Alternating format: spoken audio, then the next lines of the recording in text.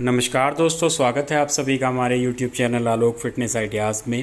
दोस्तों, आज के वीडियो में आप लोगों के सामने फिर से हाजिर हूँ एक नई सक्सेस स्टोरी के साथ। और आज की जो वीडियो है सभी महिलाओं को देखनी चाहिए, क्योंकि ये जो महिला है, ये जो हमारी सब्सक्राइबर है, ये 41 साल की उम्र में माँ बनी है और डॉक्टर ने इनको कह दिया था कि आपका मीनोपॉज आ चुका है, इसलिए आपको IVF कराना होगा। और इन्होंने 2 बार IVF करा भी लिया और दोनों IVF फेल हो गए। और दोस्तों, आप मानेंगे नहीं, इनकी जो कंडीशन थी उसको मैं बिल्कुल भी नहीं मानता कि ये मीनोपॉज था। और डॉक्टर ने फिर भी इनको डरा दिया, मीनोपॉज बताया और 2 बार इनका IVF भी किया गया, लेकिन वो अनसक्सेसफुल रहा। और कैसे इन्होंने कंसीव किया, कौन कौन सी हमारी टिप्स को फॉलो किया और किस तरीके से इतना समय लगा, ये सारी चीज़ें आज की वीडियो में आप लोगों के साथ शेयर करने वाला हूँ। दोस्तों, इस वीडियो में जो चीज़ें मैं बताऊँगा, हो सकता है कि आप में से भी बहुत सारी महिलाओं के साथ ऐसा हुआ हो। तो वीडियो को पूरा ध्यान से देखिएगा, अंत तक ध्यान से सुनिएगा, ताकि आप भी इससे फ़ायदा ले सकें और लोगों के साथ भी इसको शेयर कीजिए, ताकि हर किसी तक वीडियो पहुँचे और वो भी इसका फ़ायदा उठा सके। लाइक करना, शेयर करना बिल्कुल फ्री होता है, तो वीडियो को लाइक भी कीजिए। तो चलिए शुरू करते हैं। दोस्तों, ये जो हमारी सब्सक्राइबर है, इनका नाम है सोनिया और इनकी उम्र है 41 साल 41 ईयर्स, और ये यूपी कानपुर की रहने वाली हैं। और इन्होंने मुझे बताया कि इनकी शादी लेट हुई है और इनकी शादी हुई है साल 2020 में। और शादी के दौरान ही इनके जो पीरियड्स थे थोड़े इरेगुलर रहते थे। और उसके बाद हुआ क्या कि जब इनकी शादी हो गई थी तो इन्होंने जो है तभी से नेचुरली ट्राई करना शुरू किया था कंसीव करने के लिए। और अक्सर जो है वीडियोस वगैरह देखती रहती थी, सोशल मीडिया पे एक्टिव भी रहती हैं। तो इनको शादी के करीब 6 महीने तक नेचुरली ट्राई किया ताकि कंसीव हो जाए, लेकिन इनको कंसीव नहीं हो पाया। तो उसके बाद ये डॉक्टर के पास गए और डॉक्टर ने चेकअप किए, और डॉक्टर ने जब इनकी एज देखी तो डॉक्टर ने सीधा सीधा इनको IVF के लिए बोल दिया। डॉक्टर का कहना था कि आपकी जो कंडीशन है मीनोपॉज वाली है और आपका मीनोपॉज जो है शुरू हो चुका है। तो इनको काफ़ी ज़्यादा घबराहट हुई ये चीज़ सुन करके, और होनी भी चाहिए। दोस्तों, इनकी जगह कोई भी महिला होगी, अगर उसको ये पता चल जाए कि उसका मीनोपॉज आ गया और वो अभी तक वो माँ भी नहीं बनी है, तो बहुत बड़ी बात हो जाती है टेंशन की। तो इनके साथ भी यही हुआ है, घबरा गए, परेशान हो गए। तो ये IVF के लिए तुरंत तैयार हो गए और इनके पास बजट था, बजट की कोई प्रॉब्लम नहीं थी। तो इन्होंने IVF कराया, इनका IVF फेल हो गया। तो उसके बाद ये थोड़ा परेशान हुए। डॉक्टर ने बोला कि कोई बात नहीं, आपको जो है दोबारा ट्राई करना चाहिए, और 3 से 4 अटैम्प्ट तो हर कोई लेता है। तो उसके बाद 6 महीने का रेस्ट दिया। 6 महीने में कुछ इनकी दवाइयाँ चली और 6 महीने बाद दोबारा से इनका IVF किया गया, तो भी इनका IVF फेल हो गया। अब ये काफ़ी ज़्यादा परेशान हो गए। इसके बाद इनके किसी रिश्तेदार ने इनको हमारी वीडियो सजेस्ट की, और जब इन्होंने हमारी वीडियो देखी तो उसके बाद जो है इनको पहले तो यकीन नहीं हो रहा था। तो इन्होंने जो है करीब 1-2 महीने लगातार हमारी वीडियोस देखी, और उसके बाद जब इनको थोड़ा सा भरोसा हो गया तो उसके बाद जो है इन्होंने हमसे कंसल्ट किया। और कंसल्ट करने के बाद जब मैंने सबसे पहले इनसे यही पूछा कि आपका AMH कितना है, तो लास्ट टाइम जब इनका टेस्ट हुआ था तो इनका AMH 1.872 था। और इन्होंने बताया कि इससे पहली बार जब इनका AMH टेस्ट हुआ था तब 2 पॉइंट कुछ था।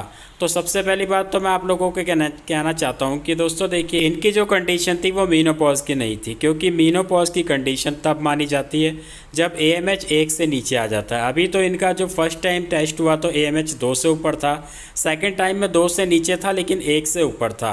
तो ऐसी कंडीशन में पेशेंट को इस तरीके से डराना ठीक नहीं है। और ये जो कंडीशन है दोस्तों, इस कंडीशन को मैं बहुत अच्छा मानता हूँ, ये मेरे हिसाब से सही है। और इसमें अगर आप थोड़ी सी कोशिश करें, थोड़ा सा हमारी टिप्स को सही तरीके से अगर आप फॉलो करते हैं सीरियस होकर के, तो यकीन मानिए नेचुरली आप कंसीव भी कर पाएंगे, डिलीवर भी कर पाएंगे। तो अब हुआ क्या कि जब इन्होंने हमसे कंसल्टेशन लिया तो मैंने इनको कुछ टिप्स दी थी, और जो टिप्स मैंने इनको दी थी वही मैं आप लोगों के साथ यहाँ पे शेयर कर रहा हूँ। तो सबसे पहले आप लोगों को एक चीज़ ध्यान रखनी है, चाहे महिला हो या पुरुष, अगर आप लोग वीडियो देख रहे हैं तो आपको अगर कोई कहता है कि आपका मीनोपॉज आ गया, तो आपको सबसे पहले अपना AMH का टेस्ट कराना है, और उसमें आप खुद देखिए कि वैल्यू कितनी आ रही है। अगर आपकी AMH की वैल्यू 1 है, 1 से ऊपर आ रही है, तो आप बिल्कुल निश्चिंत रहिए, आपका मीनोपॉज नहीं आया है। ये कह सकते हैं कि कुछ समय बाद आपका मीनोपॉज आना शुरू हो जाएगा। ऐसा नहीं है कि आप मीनोपॉज की कंडीशन में हैं, तो बिल्कुल भी घबराने की आपको ज़रूरत नहीं है। तो अब बात करते हैं कि कौन कौन सी टिप्स थी। नंबर 1 है फर्टिलिटी मसाज। दोस्तों, फर्टिलिटी मसाज एक ऐसा तरीका है जो कि किसी भी महिला की फर्टिलिटी को बूस्ट करने के लिए सबसे अच्छा तरीका माना जाता है। बस कंडीशन के अकॉर्डिंग इसको करने का जो तरीका है, जो समय है, वो चेंज हो जाता है। अब फर्टिलिटी मसाज कैसे की जाती है, क्या क्या सावधानियां रखनी है और कौन सी कंडीशन में कैसे करनी है, इसके लिए आप आई बटन पे क्लिक कीजिए, उस पर आपको मेरा वीडियो मिल जाएगा। और मैंने खुद से करके बताया हुआ है और सारी चीज़ें भी डिस्कस की हैं। तो आप वो वीडियो को पूरा देख लीजिए, सीख लीजिए और खुद से आप फर्टिलिटी मसाज कर सकते हैं। नंबर 2 है ORS प्लस सप्लीमेंट। दोस्तों ORS प्लस सप्लीमेंट जो है, इसमें कुछ ऐसे खास इंग्रेडिएंट्स हैं जो कि महिलाओं के अंदर एग क्वालिटी को इम्प्रूव करने के लिए, एग के प्रोडक्शन को बढ़ाने के लिए और इसके साथ साथ बॉडी को डिटॉक्स करने के लिए बहुत ज़्यादा हेल्पफुल है। इतना ही नहीं, बढ़ती उम्र की जो महिलाएं हैं उनके अंदर रिलेशन बनाने की इच्छा कम हो जाती है, उनके फर्टिलिटी हार्मोन्स जो है कम होने लगते हैं। तो ऐसे में उन हार्मोन्स को बूस्ट करता है नेचुरल तरीके से और उनकी जो है फर्टिलिटी को बूस्ट करता है और हेल्प करता है नेचुरली कंसीव करने में। तो इनको रोज़ाना रात में सोने से पहले एक कैप्सूल लेने के लिए एडवाइस किया गया था, क्योंकि दोस्तों जब आप रात में सोते हैं उस दौरान अगर आप कोई भी सप्लीमेंट लेते हैं तो उसका जो असर है वो काफ़ी तेज़ी से होता है, क्योंकि आपकी बॉडी उस दौरान रिलैक्स मोड में होती है और अच्छे से वर्क करती है। नंबर 3 है विटामिन डी। दोस्तों महिला हो या पुरुष, दोनों में अगर विटामिन डी की कमी होती है तो इनफर्टिलिटी ज़रूर पाई जाती है। और महिलाओं की अगर हम बात करें तो ख़ास तौर पे जो महिलाएं हैं जिनका धूप में निकलना कम होता है, ज़्यादातर वो घरों में रहती हैं, तो ऐसे में उनके अंदर विटामिन डी की कमी ज़्यादा पाई जाती है, ख़ास तौर पर बढ़ती हुई उम्र में। तो इनके साथ भी यही कंडीशन थी, तो इसलिए इनको विटामिन डी सप्लीमेंट पर एडवाइस किया गया था।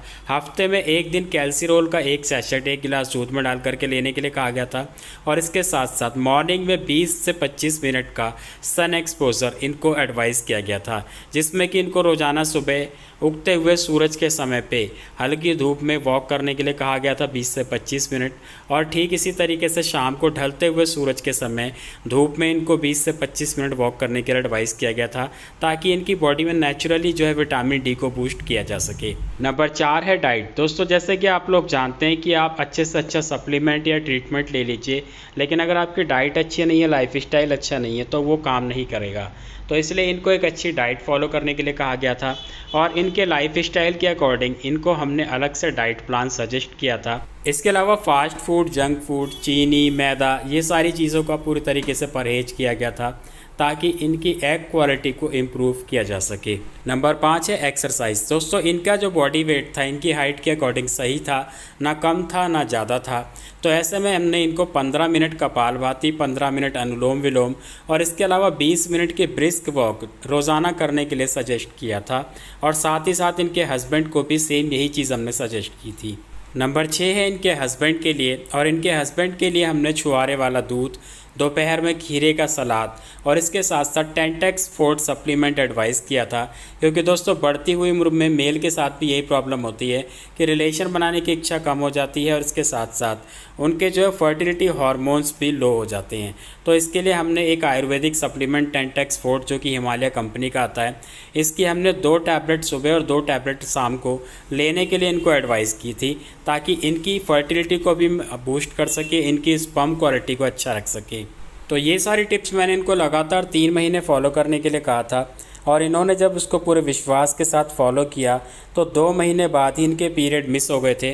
और पीरियड मिस होने के बाद पहले तो इनको ये डाउट था कि कहीं पहले की तरह जैसे इर्रेगुलर पीरियड्स में इनके पीरियड लेट आते थे तो कहीं वैसी प्रॉब्लम तो नहीं है, क्योंकि इन्होंने कभी पहले कंसीव नहीं किया था। तो इनको अगर कोई सिम्टम्स दिख भी रहे थे तो वो इनको समझ में नहीं आ रहे थे, क्योंकि इनको इस चीज़ का कोई एक्सपीरियंस नहीं था। तो इन्होंने जब मुझे बताया तो फिर मैंने इनको यही बोला कि आप जो है 6 दिन का वेट करके 7वें दिन इस प्रेगनेंसी टेस्ट कर सकते हैं। और 7वें दिन मॉर्निंग में जब इन्होंने प्रेगनेंसी टेस्ट किया तो टेस्ट पॉजिटिव था, और उसके बाद मैंने इनको यही एडवाइस किया कि आप अपने आसपास में कोई गायनिकोलॉजिस्ट के पास जाइए, वहाँ पे जाकर के रजिस्ट्रेशन कराइए और उनकी देख रेख में ही अपनी प्रेगनेंसी को कंटिन्यू कीजिए। क्योंकि दोस्तों बढ़ती हुई उम्र में जब महिला कंसीव करती है तो प्रेगनेंसी में रिस्क ज़्यादा रहता है। तो ऐसे में उनको पूरे 9 महीने तक, जब तक उनकी डिलीवरी ना हो जाए, तब तक डॉक्टर से कॉन्टैक्ट में रहना चाहिए, ताकि छोटी बड़ी किसी भी तरह की कोई प्रॉब्लम हो तो तुरंत वो डॉक्टर से उसके बारे में कंसल्ट कर सके। तो दोस्तों देखा आपने कि किस तरीके से डॉक्टर ने इनको मीनोपॉज बताया था, और मीनोपॉज बताने के बाद 2 IVF भी फेल हो गए और इन्होंने नेचुरली कंसीव किया, और अभी कुछ दिनों पहले ही इन्होंने एक प्यारे से बेबी बॉय को जन्म दिया है।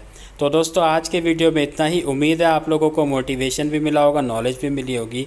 वीडियो अच्छा लगा है तो वीडियो को लाइक कर दीजिए, ज़्यादा से ज़्यादा शेयर कीजिए फेसबुक और व्हाट्सएप पे।